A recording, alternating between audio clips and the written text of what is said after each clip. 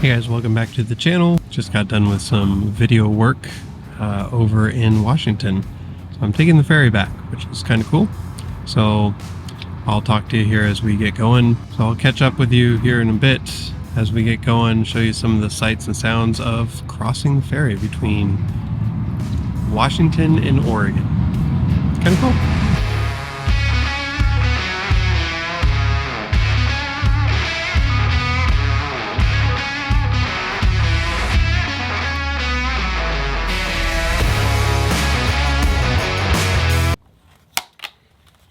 So I am back in my office, obviously.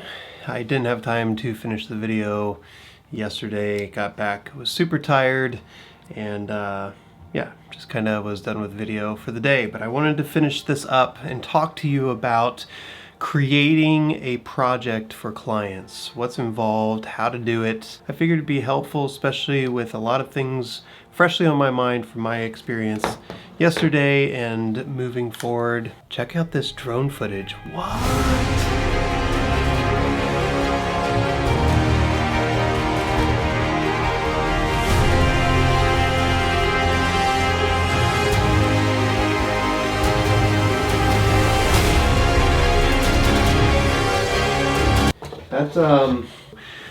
That was probably hands down the best drone footage I have ever shot, ever. You can't really create those moments, you just gotta capture them when they're there.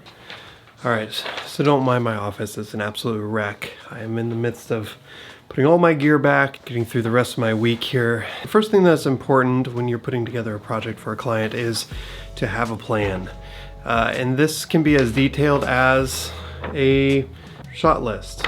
Yeah, that's absolutely horrible, but there was an intro part that we wanted to do along with some interviews, some B-roll, different things. So I wanted to create the shot list of all of those detailed shots that I knew that I wanted. I wasn't familiar with what it was actually going to be like when I got there.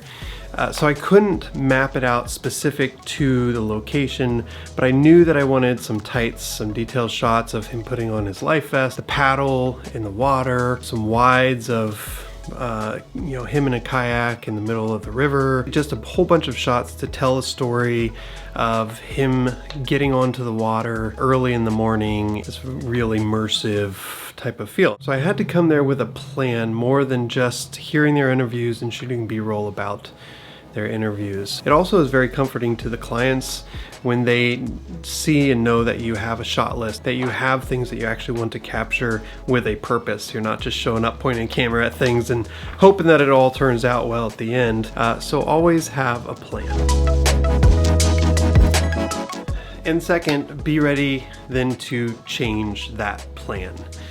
It might sound contradictory, but it really is true. If you have a plan, when you get there, that plan may or may not be the plan you need to continue with. My experience, not just in this job that I did, but in previous jobs, is you can come with a great plan, an idea of what you want to shoot, how you want to shoot it, and yet things change. For me, it was weather, the water, the river. I didn't know that there was going to be this epic amount of fog rolling over the river and the sunrise hitting it and what that would look like. And so I changed my plan from getting, you know, certain shots and working on those to immediately getting to the beach, getting my drone up and getting these really, really awesome shots. They were shots that I wanted, but I had to change my plan or execution of them based on what I was given in the moment. Have a plan,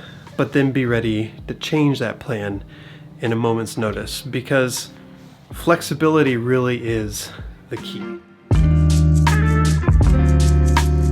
And then finally, lead and listen.